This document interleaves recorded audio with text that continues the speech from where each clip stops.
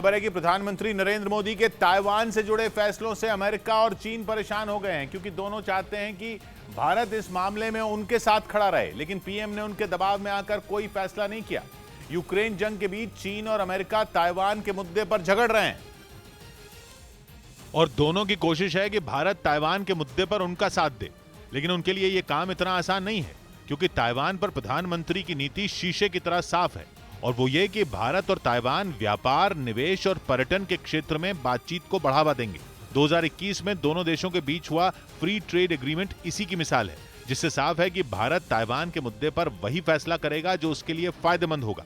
माना जा रहा है कि क्वाड और ब्रिक्स दोनों में भारत ने अपने रुख से ये बात चीन और अमेरिका तक पहुंचा दी है और उन्हें बता दिया कि अगर ताइवान पर चीन और अमेरिका में जंग छिड़ी तो वो किसी का साथ नहीं देगा और वही करेगा जो यूक्रेन में युद्ध छिड़ने पर किया था, जिसके बाद भारत की विदेश नीति की दुनिया भर में तारीफ हुई थी, क्योंकि भारत ना अमेरिका के दबाव में आया और ना ही रूस के। प्रधानमंत्री ने वही किया जो देश के लोगों के लिए अच्छा था। एक रिपोर्ट में दावा किया गया कि ताइवान के मुद्दे पर भी भारत ऐसा ही कर सकता है और बिना दबाव में आए जंग में किसी का भी साथ नहीं देने का फैसला कर सकता है। ताइवान पर प्रधानमंत्री की इसी नीति को उनका मास्टर स्ट्रोक कहा जा रहा है, जिसने चीन और अमेरिका दोनों को उलझा दिया, क्योंकि उन्हें मालूम है कि भारत के प्रधानमंत्री सोच समझकर फैसला लेते हैं।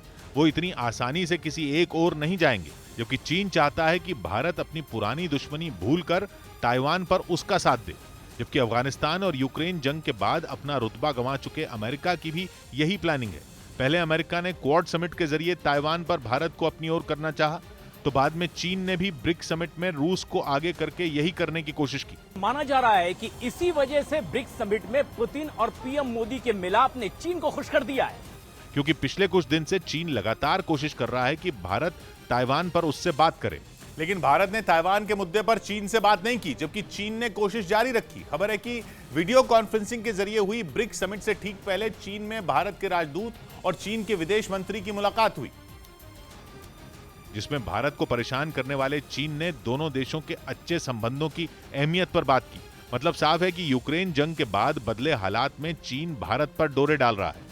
वो जानता है कि भारत ब्रिक्स और क्वाड दोनों का हिस्सा है और अमेरिका भी उसे ताइवान पर मनाने की पूरी कोशिश करेगा। खबर है कि इसी वजह से वो रूस के जरिए भारत तक अपनी बात पहुंचा रहा है, क्योंकि चीन जानता है कि भारत और रूस सालों पुराने दोस्त हैं, लेकिन भारत और चीन के रिश्ते कभी अच्छे नहीं रहे हैं।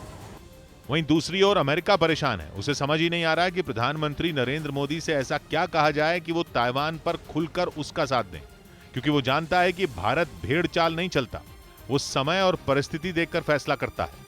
यानी प्रधानमंत्री की ताइवान नीति ने चीन और अमेरिका दोनों का सर चकरा दिया है।